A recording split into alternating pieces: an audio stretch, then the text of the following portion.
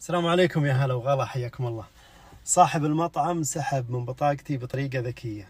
كيف؟ اسمعوا القصة. أنا كنت عند المطعم، شريت، قال تبغى تسدد كاش ولا شبكة؟ قلت اللي تبغى. المهم سجل في السيستم كاش.